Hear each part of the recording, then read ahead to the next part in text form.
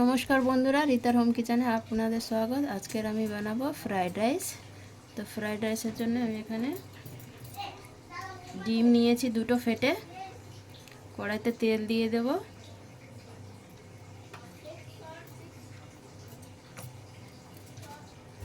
তেল ভালো করে গরম হয়ে গেছে, এবার আমি ফেটানো ডিমটা দিয়ে দেবো। এখানে দুটো ডিম নিয়েছি এখানে।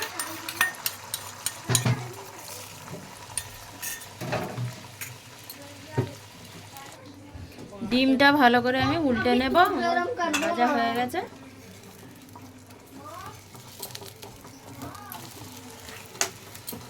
ভালো করে ডিমটা আমি এরকম ঝুড়ো ঝুড়ো করে নেব। ডিমটা ভালো করে ভেঙে ভাজা করে নিয়েছি, এবার আমি এটাকে তুলে নেব। ওই কড়াইটা গরম হচ্ছে, আমি অল্প একটু তেল দিয়ে নিয়েছি, ওইখানে আমি দিয়ে দেব কেটে রাখা পনির, দিয়ে দেবো অল্প একটু।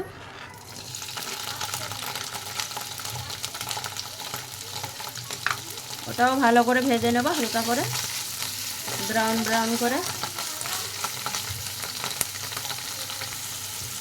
পনিরটা ভাজা হয়ে যাচ্ছে, এবার আমি অল্প একটু লবণ দিয়ে দেবো ওর মধ্যে, দিয়ে আবারও ভালো করে নাড়াচাড়া করে ভেজে নেব।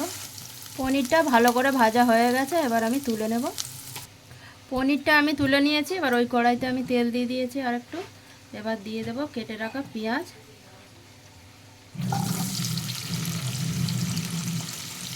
গাজরটাও দিয়ে দেবো, গাজর বিনস সবই দিয়ে দেবো এর মধ্যে।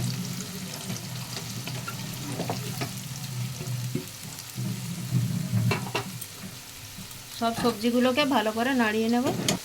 সবজিটা ভালো করে নাড়াচাড়া করে নিয়েছি, এবার 2 থেকে 3 মিনিটের জন্য আমি ঢেকে দেবো এখানে। ঢাকাটা খুলে দেখে নেব। মানে গাজর বিন সেদ্ধ হয়ে গেছে ভালো করে। এবার আমি লবণ দিয়ে দেব 2 চামচ,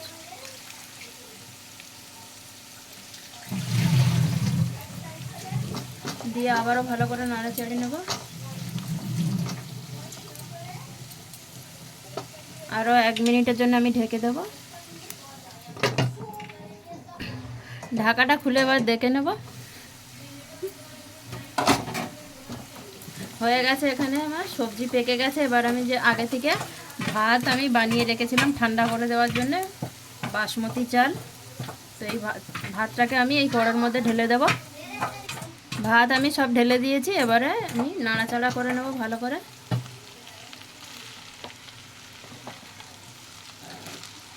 লবণ কিন্তু আমি দিয়ে দিয়েছি আগে থেকে, আর দেব না এখানে। ভাতটা ভালো করে আমি নাড়ি চাড়িয়ে নিয়েছি, এবার দিয়ে দেব কালি মির্চি,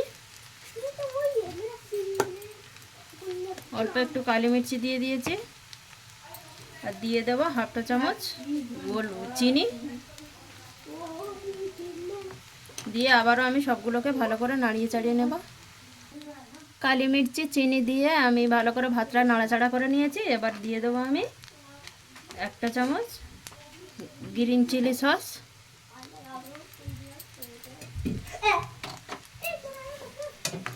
এবার এর মধ্যে দিয়ে দেবো আমি 1 চামচ সয়া সস,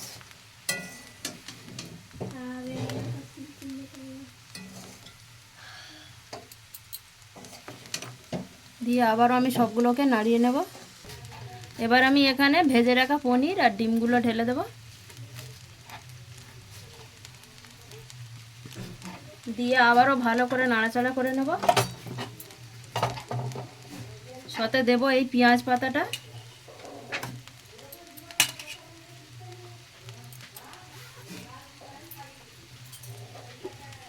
দিয়ে আবারও ভালো করে সবগুলোকে নাড়িয়ে নেব।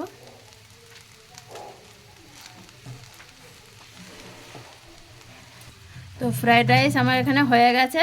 আপনাদের কেরম লাগলো কমেন্ট করবেন, শেয়ার করবেন, লাইক করবেন। ধন্যবাদ।